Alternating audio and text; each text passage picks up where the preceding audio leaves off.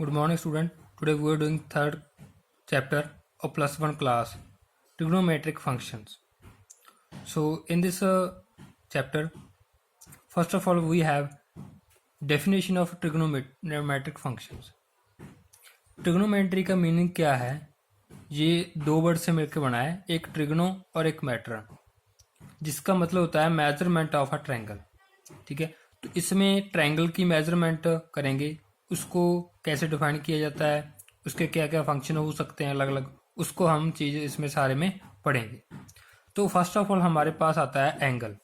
हमें एंगल के बारे में पता होना चाहिए. एंगल क्या होता है? एंगल इज अ रोटेशन होती है एक, कहाँ से? एक इनिशियल पॉइंट से लेके, इनिशियल साइड से लेके टर्मिनल साइड तक. ठीक है, इसे ये एक रोटेशन होती है.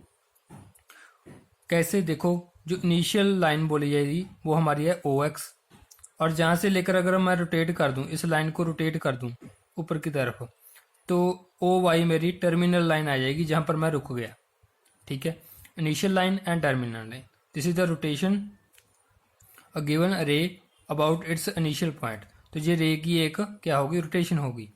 तो इस चीज़ को हम बोलेंगे एंगल. तो ये मेरा XOY एक एंगल बन गया. ठीक है, तो ये तो था डेफिनेशन ऑफ एंगल. नाउ हमारे पास कुछ रूल हैं. कैसे? पॉजिटिव एंगल और नेगेटिव एंगल. ठीक है, पॉजिटिव एंगल कौन सा होता है? जिस एंगल में हमारी रोटेशन एंटी क्लॉक हो, ऊपर की तरफ हो. OX की जो ये रोटेशन है रे की, ये ऊपर की तरफ हो, means anti clock wise direction में हो, एंटी क्लॉक. ठीक है, तो उसे पॉजिटिव एंगल लिया जाता है. अगर वो क्लॉकवाइज हो जाती है, नीचे की तरफ हो जाती है वो रोटेशन, जी OX की रोटेशन अगर नीचे की तरफ हो जाए, ठीक है, तो वो कौन सा एंगल हो जाएगा? नेगेटिव एंगल हो जाएगा. तो दो तरह के एंगल हैं, पॉजिटिव और नेगेटिव. ठीक है, तो ये तो था हमारा बेसिक काम बिल्कुल एंगल के रिलेटेड. उसके बाद हमारा आता है क्वाड्रेंट. क्वाड्रेंट क्या चीज़ है? देखो, ये मेरे पास एक्स डैश और एक्स लाइन है, एक्स एक्स लाइन बोला जाता है. ये Y and Y dash line है, this is a Y X line. इसके 4 पार्ट हो गए, फर्स्ट, सेकंड, थर्ड, फोर्थ. ये एक क्वाड्रेंट है ये सारा, मतलब 1/4 ऑफ अ टोटल. क्वाड्रेंट का मीन्स होता है कि फोर्थ पार्ट, मीन्स ये फर्स्ट फोर्थ पार्ट है, ये सेकंड, ये थर्ड और ये फोर्थ. अगर सभी को मिला दें तो सारा पूरे का पूरा हमारा ये सारा एरिया आ जाएगा. ठीक है, तो ये जो एक्स से लेके वाई तक ये वाला एरिया, ठीक है, ये एक फर्स्ट क्वाड्रेंट आता है. उसके बाद वाई से एक्स डैश तक ये सेकंड वाला आ जाएगा, सेकंड क्वाड्रेंट, और ये वाला थर्ड क्वाड्रेंट, और नेक्स्ट ये फोर्थ क्वाड्रेंट. तो हमारे पास नेक्स्ट एंगल्स होते हैं. यहाँ पर 0 डिग्री एंगल है, यहाँ पर हम लेते हैं 90 डिग्री. बिल्कुल 90 डिग्री का एंगल होता है, आपको पता है. Straight line is 90 degree angle. उसके बाद यहाँ पर जब हाफ सर्कल पूरा हो जाता है जहाँ तक एक्स डैश तक, यहाँ पर आता है 180, नेक्स्ट 270 एंड 360. यहाँ पर फिर अगर घूम के दोबारा यहाँ पर आ जाएंगे तो हम कितना कवर कर लेंगे? 360 डिग्री कवर कर लेंगे. ठीक है, क्योंकि 90 प्लस होता है, 0 प्लस 90 90 में 90 फिर प्लस कर दिया 180, इसमें 90 फिर प्लस कर दिया 270, और 270 में 90 प्लस किया 360. तो लिखा भी हुआ है हमारा जो फर्स्ट क्वाड्रेंट है 0 से 90, सेकंड क्वाड्रेंट 90 से 180, थर्ड की 180 से 270, और फोर्थ क्वाड्रेंट 270 से लेके 360. ठीक है, ये डिग्री में है सारे. ठीक है, तो इस तरह हम first and third fourth quadrant को डिवाइड किया हुआ है. नेक्स्ट हमारे पास जो इम्पोर्टेंट टॉपिक है हमारा आज का, वो आता है मेजरमेंट ऑफ एंगल. एंगल की मेजरमेंट कैसे कैसे हो सकती है?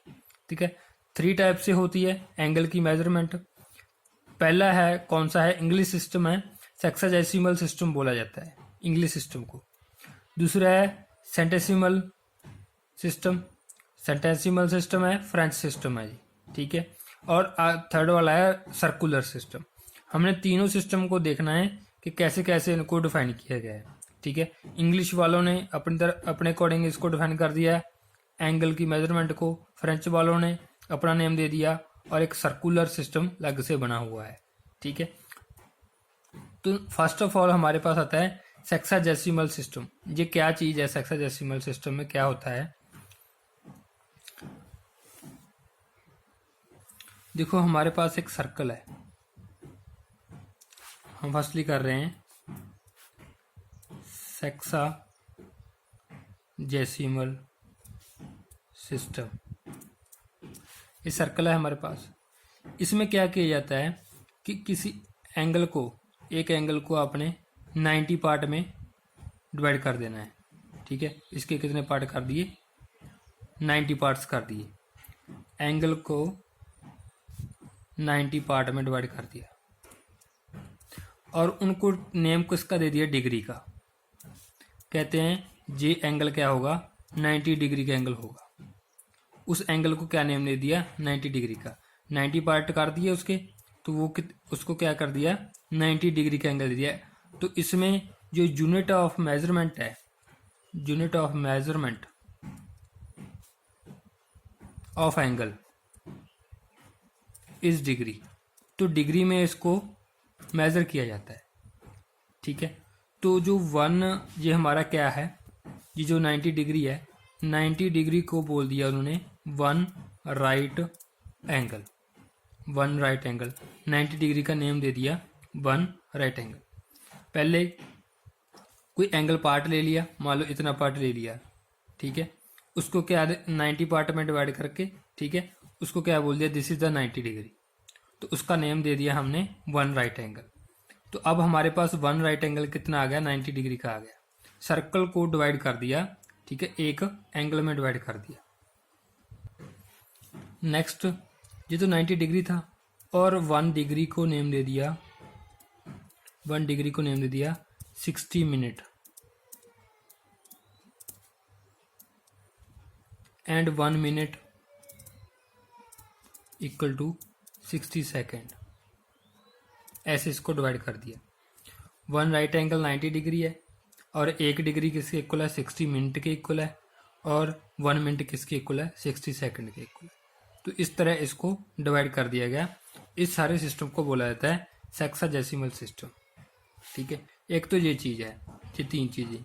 दूसरा हमारा आता है, जो दूसरा आता है हमारा, this is a centesimal system, French system है। इसमें डिग्री की जगह जो मेजरमेंट है, ठीक है, जो मेजरमेंट है एंगल की, मेजरमेंट ऑफ एंगल, ये होती है ग्रेड में, ग्रेड्स में होती है। ये ग्रेड्स में कैसे कैसे होती है, यहाँ पर देख लो आप। जो हमारे पास राइट एंगल है उसको 100 ग्रेड्स बोला जाता है। 100 ग्रेड्स उन्होंने दे दिया कि हम एक राइट एंगल को 100 ग्रेड देंगे। किसने? फ्रेंच सिस्टम वालों ने। लेकिन इंग्लिश वालों ने क्या बोला था कि हम एक राइट एंगल को 90 डिग्री देंगे। ठीक है, तो अपना अपना सिस्टम है, उसके अकॉर्डिंग डिवाइड किया गया। तो एक राइट एंगल को 100 ग्रेड दे दिया, उसके बाद 1 मिनट को 100 सेकंड बोल दिया। ठीक है, 1 मिनट को 100 सेकंड बोल दिया। तो अब हमारे पास क्या आ जाएगा? और एक ग्रेड क्या हो गया? 100 मिनट का। ठीक है, अगर मैं इसको आपको बताऊं, ठीक है, तो एक राइट एंगल क्या आ गया? 100 ग्रेड का। एक ग्रेड 100 मिनट का, और 1 मिनट 100 सेकंड का। ये जो है ये दूसरे वाला सिस्टम हो गया। पहले 60-60 का था, अब 100-100 का। यहाँ पर डिग्री थी, यहाँ पर ग्रेड है। तो दोनों में आपको डिफ्रेंशिएट करके चलना पड़ेगा कि किस में हमने 60 लेना है, किस में हमने 100 लेना होता है। ठीक है, तो एंड पे इसका कंक्लूजन निकाल देंगे हम। तो एक ही फॉर्मूला आपने लर्न करना होगा, तो इसको ध्यान से देख लो अभी। उसके बाद हमारे पास जो थर्ड वाला आता है वो आता है सर्कुलर सिस्टम। इसे रेडियन सिस्टम भी बोला जाता है, सर्कुलर सिस्टम। सर्कुलर सिस्टम में क्या होता है? हमारे पास एक सर्कल है, ठीक है, एक सर्कल है। जो सर्कुलर सिस्टम है इसका मेजरमेंट ऑफ जो क्या होता है? रेडियन होता है। इसको रेडियन में मेजर किया जाता है। तो अब हम रेडियन की वैल्यू निकालेंगे। पहले हमने ग्रेड निकाला था, फिर उससे पहले हमने डिग्री निकाली थी, अब हम रेडियन को निकालेंगे। देखो, एक सर्कल ले लिया, सर्कल में एक एंगल बना दिया सेंटर पर, जे वाला। ठीक है, इसको थीटा भी लिख सकते हो, या इसको 1 रेडियन उन्होंने लिख दिया। 1c का मतलब क्या है, 1c is can be written as 1 radian. ठीक है, 1 रेडियन लिख दिया। अब ये जो एंगल बना है, ठीक है, ये एंगल कितना बना है, एंगल ए ओ बी, इसको उन्होंने डिवाइड कर दिया सारे एंगल के साथ, टोटल एंगल ऑफ एट ओ, ये सारे के साथ, मतलब 360 सारे पार्ट के साथ। अब ये जो एंगल है ये कितनी आर्क ले रहा है, यहाँ से जहाँ तक आर आर्क ले रहा है। ठीक है, इसको नेम दे दिया ए बी, ये जो आर्क है इसको नेम दे दिया आर का, तो ए बी आर्क आपका लिख दिया इसके आगे। उसके ऊपर ये जो सारा सर्कल है आपका, टोटल एंगल है, ये क्या है, ये सर्कल का सर्कम्फ्रेंस है। सर्कल का सर्कम्फ्रेंस फार्मूला क्या होता है, 2πr। तो अगर टोटल एंगल को मैं क्या लिख सकता हूँ, सर्कम्फ्रेंस मीन्स 2πr लिख सकता हूँ। ठीक है, सेम ये AOB एंगल क्या है, 1 रेडियन, और टोटल एंगल क्या होता है, 4 राइट एंगल्स। क्योंकि देखो ये 90, ये भी 90, ये भी 90 और ये भी 90, सारा कितना हो गया, टोटल एंगल आ गया। तो कितने राइट एंगल्स हो गए, 4 राइट एंगल्स। या 360 लिख दो या 4 राइट एंगल्स लिख दो। ठीक है, equal to arc of A B. Arc of A B कितना था, आर, ये हमने लेट किया था। और जो रेडियस है इसका, ये वाला रेडियस, ये भी आर लेट किया हुआ है। ये दोनों इक्वल लेट करके चले हैं ये। ठीक है, तो रेडियस भी क्या है, इसका आर है। तो हमारा सर्कमफ्रेंस क्या बनेगा, 2πr। अब इसको आर के साथ आर कैंसिल हो गई। 1 रेडियन क्या आया, 1 रेडियन क्या आएगा हमारा, 1 रेडियन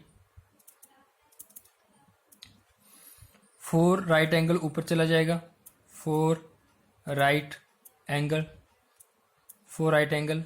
ठीक है, नीचे क्या है, 2π, ये 2 के साथ 2 कैंसिल हो गया। मीन्स 1 रेडियन किसके इक्वल आ गया, 2/π राइट एंगल, 2/π राइट एंगल। ठीक है, 2/π राइट, 1 रेडियन है जो, वो आ गया 2/π राइट एंगल। तो ये 1 रेडियन की वैल्यू थी। ठीक है, उससे पहले 1 ग्रेड की वैल्यू निकाली थी हमने। ठीक है, 100 मिनट आई थी। ठीक है, उसके बाद उससे पहले हमने क्या निकाला था, 1 डिग्री की वैल्यू थी हमारे पास। ठीक है, पहले डिग्री वाला था, फिर हमारे पास जो मेजरमेंट आई थी वो ग्रेड में आई थी। ठीक है, उसके बाद हमारे पास मेजरमेंट आई है रेडियन में। ये तीनों चीज़ें आपने डिफ्रेंशिएट करके चलना है, ध्यान से देख लेनी है। ठीक है, तो अब हमारे पास जो क्वेश्चन आएगा वो हमारे पास आएगा रिलेशन का। ठीक है, ये जहाँ से क्वेश्चन अराइज होगा। इससे पहले तो उसकी सारी इंट्रोडक्शन थी। Relation between 3 systems. देखो पहले तो डिग्री और रेडियन का क्या रिलेशन है। जो रिलेशन आएगा हमारा डिग्री, पाई रेडियन किसके इक्वल होगा, 180 के, 180 डिग्री के। Pi radian 180 degree, pi radian 180 degree होगा। ठीक है, ये चीज कैसे आई, देखो 1 रेडियन किसके इक्वल है, 1 रेडियन है 2 राइट एंगल अपॉन पाई, यही आया था हमारा। तो 90 रेडियन किसके इक्वल आएंगे, सॉरी पाई रेडियन निकालना है। पाई रेडियन किसके इक्वल आएगा हमारा, जो पाई रेडियन है, पाई रेडियन 2 राइट एंगल, ठीक है, मतलब 90 degree upon pi into pi, क्योंकि पाई के साथ मल्टीप्लाई कर दिया, पाई कैंसिल हो गया, ये कितना बना 180। तो पाई रेडियन किसके इक्वल आ गया 180 के। ठीक है, पाई रेडियन अगर 180 के इक्वल आया, pi radian equal to 180 degree, ये आ गया। अब यहाँ से आप क्या निकाल सकते हो, 1 रेडियन 180 अपॉन पाई, ये आपने ध्यान में रखनी है, ये चीज़ लर्न करनी है। 1 radian pi by 180 upon pi. आपको बोल देंगे 2 रेडियन की वैल्यू निकालो, तो इसके साथ मल्टीप्लाई करोगे 2 को। 5 रेडियन की वैल्यू निकालो, 5 के साथ मल्टीप्लाई करोगे इसको 180 अपॉन पाई को। अगर आपको बोल दें कि डिग्री निकालो, ये डिग्री है, अब 1 डिग्री की वैल्यू निकालनी है, 180 डिग्री किसके इक्वल है, पाई रेडियन के। ठीक है, पाई रेडियन के। अब 1 डिग्री किसके इक्वल आएगा, पाई अपॉन 180 डिग्री, क्योंकि ये यहाँ पर हमें क्या चाहिए, 1 चाहिए, तो ये हमें इधर डिवाइड करना पड़ेगा। तो पाई अपॉन 180 डिग्री क्या आएगा, 1 डिग्री। ये आ जाएंगे रेडियंस आ जाएंगे हमारे।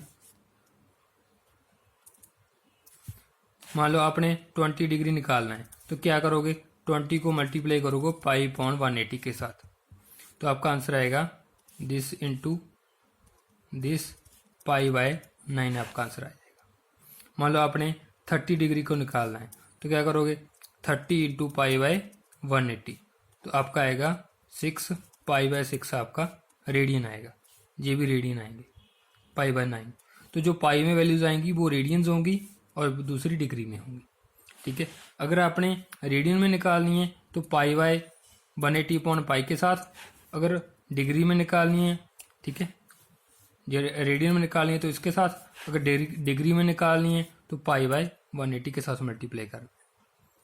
तो इसको ध्यान से सुन लेना, समझ लेना। ठीक है, तो आपकी जो एग्जांपल्स हैं उसको सॉल्व करके देखना। तो इसके बाद वाला टॉपिक हम नेक्स्ट क्लास में करेंगे। Thank you.